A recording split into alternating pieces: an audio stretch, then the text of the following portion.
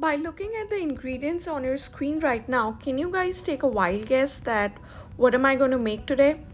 Come on, take a wild guess. 5, 4, 3, 2, 1. Yeah, you're right, it's a cake. We've got all the necessities for a cake: flour, sugar, chocolate chips, egg, baking powder, vanilla essence, milk, oil. What's even better? It's a chocolate cake. It's a mug cake, so we are going to make it in a microwave and it's going to be done within 5 minutes. It's going to be fluffy, it's going to be hot, and it's going to be very chocolatey.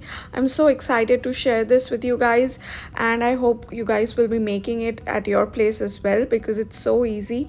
And let's begin. So I've taken a measuring cup here, and it has the measurements in cups as well as in ounces and also in milliliters.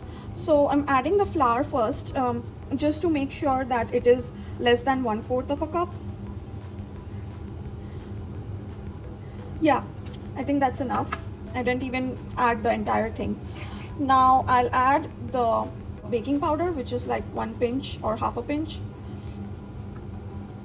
I'll add the sugar now because we are supposed to mix the dry ingredients first. That's just easy mixing, that's it. And then just give it a stir with a spoon. I don't even think we need a whisk because again this is just a mug cake, and the ingredients are too less for a big whisk, and I don't have a small whisk, so yeah. But if you guys have a small whisk, then go ahead, use it. We are going to start adding the wet ingredients. So first let me add the vanilla. Now we would add the egg to this.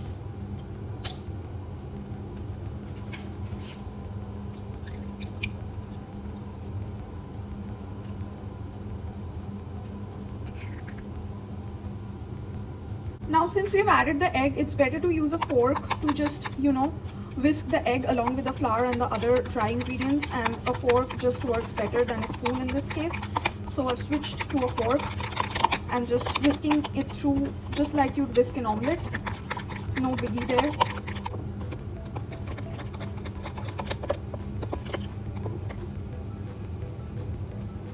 Now that we have finished mixing, we are going to add around 2 tablespoons of plain vegetable oil or sunflower oil to this cake mix.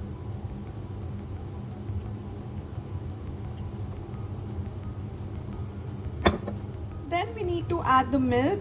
I'm just adding like 1 tablespoon here, or maybe I won't even add the entire tablespoon, like half a tablespoon, because the mixture is already quite liquidy and we don't want it to overflow. And then just stir it in. And I almost forgot about this one more essential ingredient for a chocolate cake, which is cocoa powder. So I've got some unsweetened 100% pure cocoa powder, and I'm going to add around 1.5 tablespoon of that, just because again I don't want to make the cake too rubbery or floury or dry. And since I'm adding this additional cocoa powder, I'm going to have to add some more milk to it just to maintain the consistency of the mixture. Although this cocoa powder is pretty light and it's used in kind of premium baking, so I don't think it's going to make it that bad or dry. But then yeah, you still got to add some milk. So this is going to give the mixture that nice chocolatey color that we usually see in good chocolate cakes. So without this, the cake would have been incomplete. And it also lends some cocoa or chocolatey flavor to it. So yeah, that helps as well. Stir, stir, stir. Now, like I mentioned, since I added some cocoa powder, so I'm going to add an additional half a tablespoon of milk to the mixture just to maintain the consistency. So after stirring in the milk, we now have a great shiny looking cake mix here, or cake batter here.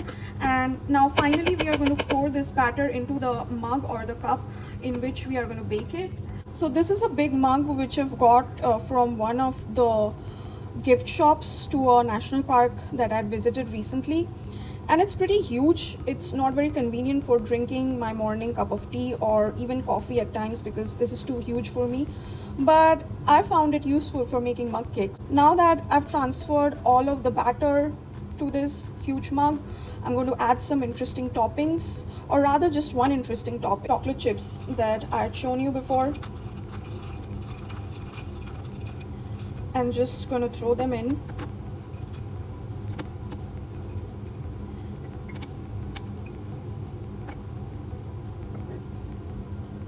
I haven't added any baking soda here because I don't want my cake to rise too much and fall out of the mug, although this is a very big mug, but still there's a possibility. And baking soda causes your cake batter to rise more, so I didn't add that. But if you guys are sure that it's not going to fall, then you guys can add it. So I'm putting it in the microwave for 1 minute and 30 seconds. Whoa, so as you guys can see, I have a raised and a fluffy cake.